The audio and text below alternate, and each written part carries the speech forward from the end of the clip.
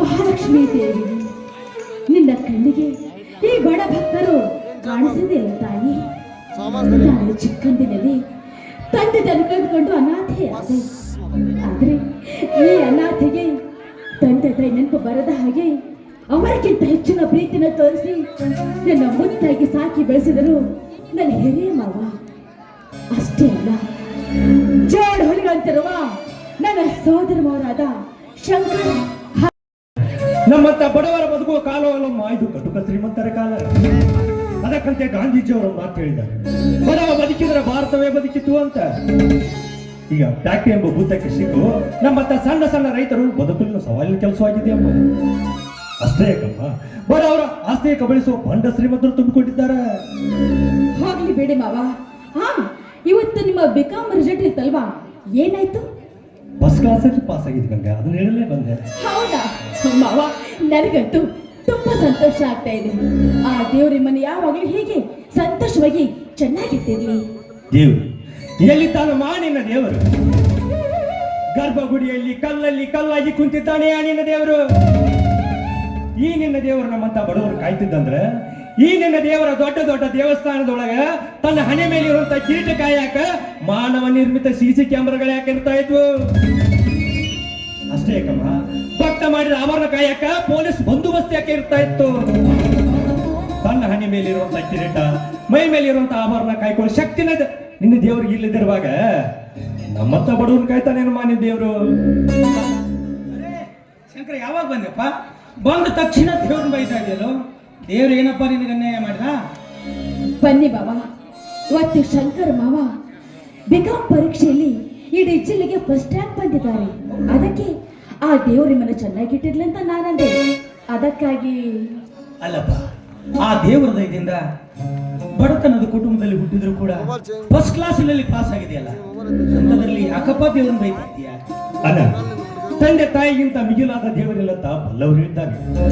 ಅವ್ರಿಗಿಂತ ಮಿಗಿಲಾದ ಆಶೀರ್ವಾದ ನೀಡೋಣ ನಿನ್ನ ತಮ್ಮನಿಗೆ.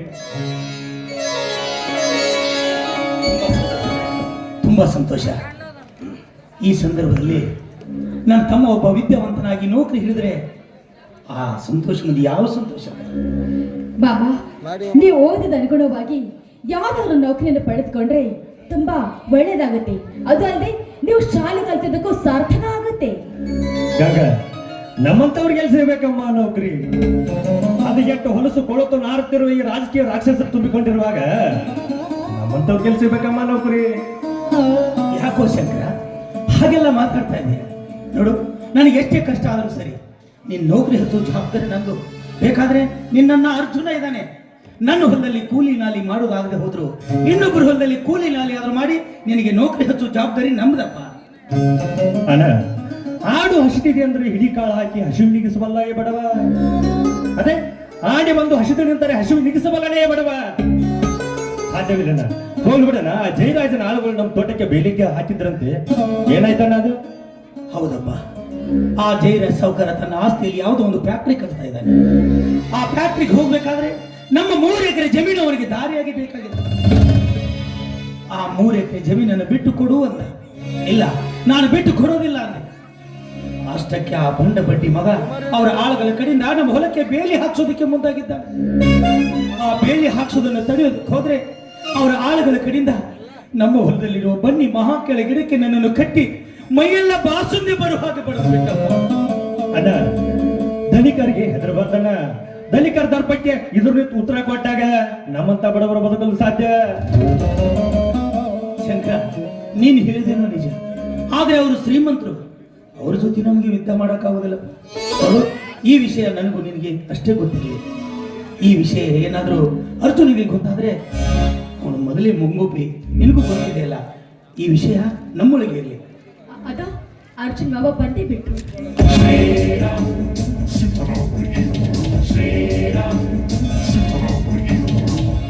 ಉಳ್ಳವರು ಶಿವಾಲಯವನ್ನ ಮಾಡಿದರು, ನಾನೇನು ಮಾಡಲಯ್ಯ ಕಡುಬಡವ ನಾಡು. ಎನ್ನ ಕಾಣೆ ಕಂಬ ದೇಹವೇ ದೇಗುಲ, ಎನ್ನ ಶಿರವೇ ನಿನ್ನ ದೇಗುಲದ ಹೊನ್ನ ಕಳಸ ಕಾಣ ಕೂಡಲ ಸಂಗಮ ದೇವ. ಅಣ್ಣ, ಈ ವಚನ ಮರಣ 1000 ಸಾರಿ ಹೇಳಿ ಬುದ್ಧಿ ಮಾತು ಹೇಳ್ತಾ ಇದ್ರೆ, ಈ ಭೂಮಿ ಮ್ಯಾಗ ಬಡವರು ಹೆಂಗ ಬದುಕಬೇಕಂದ್ರ ಬಡವರ ಬದುಕೋದನ್ನ ನೋಡಿ ಶ್ರೀಮಂತರು ಉರ್ಕೊಂಡು ಸಾಯ್ಬೇಕು, ಹಂಗ ಬದುಕಬೇಕು ಅಂತ ಹೇಳ್ತಾ ಇದ್ರೆ. ಆದ್ರೆ ಇವತ್ತು ನೋಡಿದ್ರೆ ನೀನೇ ಕಣ್ಣೀರ್ ಹಾಕ್ತಾ ಇದೆಯಲ್ಲ, ಏನಾಗಿದೆ ನಿನಗೆ? ಏನಿಲ್ಲಪ್ಪ ಅರ್ಜುನ, ಈ ಕಣ್ಣೀರು ಸಂತೋಷದ ಕಣ್ಣೀರಪ್ಪ. ನಿನ್ನ ತಮ್ಮ ಶಂಕರ ಫಸ್ಟ್ ಕ್ಲಾಸ್ನಲ್ಲಿ ಪಾಸ್ ಆಗಿದ್ದಾನಂತೆ. ಹೌದೇನು ಶಂಕರ? ಹೌದಲ್ಲ, ಆ ರಾಮಾಯಣದಲ್ಲಿ ರಾಮ ಲಕ್ಷ್ಮಣನಿಗೆ ಆಶೀರ್ವಾದ ನೀಡಿದ ಹಾಗೆ ಈ ನಿನ್ನ ತಮ್ಮನಿಗೆ ಆಶೀರ್ವಾದ ನೀಡಿದ. ಎದ್ದೇಳು ಶಂಕರ, ಬಡತನದಲ್ಲಿ ಹುಟ್ಟಿದ್ರು ಕೂಡ ಇವತ್ತು ನನ್ನ ತಮ್ಮ ಬಿಕಾಂ ಪದವೀಧರ. ಶಂಕರ, ನೀನ ಮನೆಗೆ ಅಷ್ಟೇ ಅಲ್ಲ, ಇಡೀ ನಮ್ಮ ಊರಿಗೆಲ್ಲ ಕೀರ್ತಿ ತಂದ್ಬಿಟ್ಟೆ. ಬಾವ, ಹಾವನೂರು ದ್ಯಾಮನ ಜಾತ್ರೆಯಲ್ಲಿ ಚಕ್ಕಡಿಸ್ಬಾರದಂತ ಹೋಗಿದ್ರಲ್ಲ, ಏನಾಯ್ತು? ಗಂಗಾ, ಹಿಂದೆ ಕುರುಕ್ಷೇತ್ರದಲ್ಲಿ ಶ್ರೀಕೃಷ್ಣ ಪರಮಾತ್ಮ ಅರ್ಜುನಿಗೆ ಸಾರಥಿಯಾಗಿ ಪಾಂಡವರಿಗೆ ಗೆಲುವು ತಂದುಕೊಟ್ಟ. ಕಾರಣ, ಪಾಂಡವರು ಭೂಮಿ ಮೇಲೆ ಬದುಕಿದ್ರೆ ಸತ್ಯ, ನ್ಯಾಯ, ನೀತಿ, ಧರ್ಮವನ್ನು ಕಾಪಾಡಿಕೊಂಡು ಹೋಗ್ತಾರೆ ಅನ್ನೋ ಭರವಸೆ ಆ ಶ್ರೀಕೃಷ್ಣ ಪರಮಾತ್ಮನಿಗೆ. ಆದ್ರೆ ನಮ್ಮಂತ ಬಡವರು ಈ ಭೂಮಿ ಮೇಲೆ ಬದುಕಿದ್ರೆ ಸತ್ಯ, ನ್ಯಾಯ, ನೀತಿ, ಧರ್ಮವನ್ನು ಕಾಪಾಡಿಕೊಂಡು ಹೋಗ್ತಾರೆ ಅನ್ನೋ ಭರವಸೆ ಈ ಊರ ಗ್ರಾಮ ದೇವರಾದ ಲಕ್ಷ್ಮೀ ತಾಯಿಗೆ. ಆ ಲಕ್ಷ್ಮೀ ತಾಯಿಯ ಆಶೀರ್ವಾದ ನನ್ನ ಮೇಲೆ ಇರುವವರೆಗೂ ಇದೊಂದು ಸ್ಪರ್ಧೆ ಅಲ್ಲ, ಇಂಥ 100 ಸ್ಪರ್ಧೆ ಬಂದರೂ ಸೋಲ್ ಎಂಬುವುದೇ ಬರ್ದಿಲ್ಲ ಈ ನಿನ್ನ ಮಾವನ ಹಣೆಯಲ್ಲೇ. ಅಣ್ಣ, ಸೋಲಿನ ಚಕ್ರವನ್ನ ಭೇದಿಸಿ ವಿಜಯ ಮಾಡಿ ಧರಿಸಿ ಬಂದ ಈ ನಿನ್ನ ತಮ್ಮನಿಗೆ ಆಶೀರ್ವಾದ ಮಾಡೋಣ. ಆಶೀರ್ವಾದ ಯಾವತ್ತೂ ಇರುತ್ತಪ್ಪ. ನೋಡ ಅರ್ಜುನ, ಈ ಕೆಟ್ಟ ಹೋದ ಪ್ರಪಂಚದಲ್ಲಿ ಹೆಣ್ಣು ಮಕ್ಕಳ ಮೇಲೆ ಅನ್ಯಾಯ, ಅತ್ಯಾಚಾರ ಮಾಡೋ ದುಷ್ಟರಿಗೆ ಶಿವ ಸ್ವಪ್ನನಾಗು. ದುಷ್ಟ ಬ್ರಿಟಿಷರನ್ನು ಮಧ್ಯರಾತ್ರಿಯಲ್ಲಿ ಒತ್ತು ಓಡಿಸಿದ ಆ ಸಂಗೊಳ್ಳಿ ರಾಯಣ್ಣನಾಗು. ಛತ್ರಪತಿ ಶಿವಾಜಿ ಭಗತ್ ಸಿಂಗ್ ಕ್ರಾಂತಿವೀರ ಸಂಗೊಳ್ಳಿ ರಾಯಣ್ಣ ಹುಟ್ಟಿದ ನಾಡಿನಲ್ಲೇ ಈ ನಾಡ ಕಂಡ ಅದ್ಭುತ ಕಲಾವಿದ ಪವರ್ ಸ್ಟಾರ್ ಪುನೀತ್ ರಾಜ್ಕುಮಾರ್ ಅವರು ಹುಟ್ಟಿದ ಕನ್ನಡ ಮಣ್ಣಿನಲ್ಲೇ ಸತ್ಯ, ನ್ಯಾಯ, ನೀತಿ, ಧರ್ಮದಿಂದ ತಲೆ ಎತ್ತಿ ವಾಳ್ತೀನಿ ಜಗ ಮೆಚ್ಚಿದ ಮಗನಾಗಿ. ಹೌದು ಮಾವ, ಹುಣ್ಣಿಮೆ ಚಂದ್ರನ ಬೆಳೆದಂತೆ ನಮ್ಮ ಸಂಸಾರ, ಹಾಳಲ್ಲಿ ಸಕ್ಕರೆ ಬೆರೆಸಿ ಕೊಡದಂತಾಯ್ತು ನಮ್ಮ ಜೀವನ. ಬನ್ನಿ, ಇದೇ ಖುಷಿಯಲ್ಲಿ ಹಾಡಿ ಕುಣಿಯೋಣ.